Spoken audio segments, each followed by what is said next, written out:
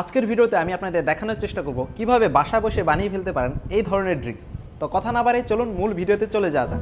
প্রথমে নিয়ে নিচ্ছি হচ্ছে একটি ওয়ান টাইম গ্লাস, কিছু পুদিনা পাতা আর হচ্ছে দুইটা লেবু। আর একটু ডেকোরেশনের জন্য নিয়েছি একটি ফুড কালার, এটা হচ্ছে ব্লু কালার। আমাদের যে কাজটি প্রথমে করতে হবে সেটি হচ্ছে প্রথমে লেবুগুলো সুন্দরভাবে স্লাইস করে এর রসগুলো সুন্দরভাবে বের করতে হবে। লেবুর রস বের করার মেশিনটা খুঁজে না পায় আমি হাত দিয়ে লেবুগুলো চেপে নিচ্ছি, দেখতেই পাচ্ছেন। এরপর ডেকোরেশনের জন্য আমি লেবুর দুইটি স্লাইস কাটবো একদম গোল করে, দেখতেই পাচ্ছেন কত সুন্দর হয়েছে। বাকি লেবুর রসগুলো খুব সুন্দর মতো বের করে নেবো এখান থেকে। এখন আমি পুদিনা পাতাগুলো একটু ধুয়ে এরপর বেটে নেবো যাতে যেন রসটা খুব সুন্দর মতো বের হয়ে যায়। পুদিনা পাতাগুলো একটি ছাঁকনিতে নিয়ে দেখতেই পাচ্ছেন উপর থেকে একটু পানি ঢেলে দিচ্ছি যাতে যেন সুন্দর মতো রসটা বেরিয়ে আসে ভিতর থেকে। আর এই কাজটা যদি আপনি না করেন তাহলে গ্লাসের ভিতর হচ্ছে পাতাগুলো ঢুকে যাবে, আর পাতা গেলে হচ্ছে খেতে খুবই বাজে লাগবে, কারণ অনেক তিতা হয়ে যাবে জিনিসটা। পুদিনার পাতার রসটা অন্য একটি গ্লাসে রেখে আমরা এই গ্লাসে পরিমাণ মতো এখন চিনি দিব। আমি যেহেতু চিনি একটু বেশি খাই সেই জন্য আমি একটু বেশি নিয়ে নিচ্ছি, আপনার পরিমাণ মতো নিয়ে নেবেন। এখন রস সম্পূর্ণটা হচ্ছে এই গ্লাসে ঢেলে নেব। এরপর একটু টাইমে চিনিগুলো গোলাতে হবে, কারণ এখানে চিনি একটু গুলতে টাইম লাগে।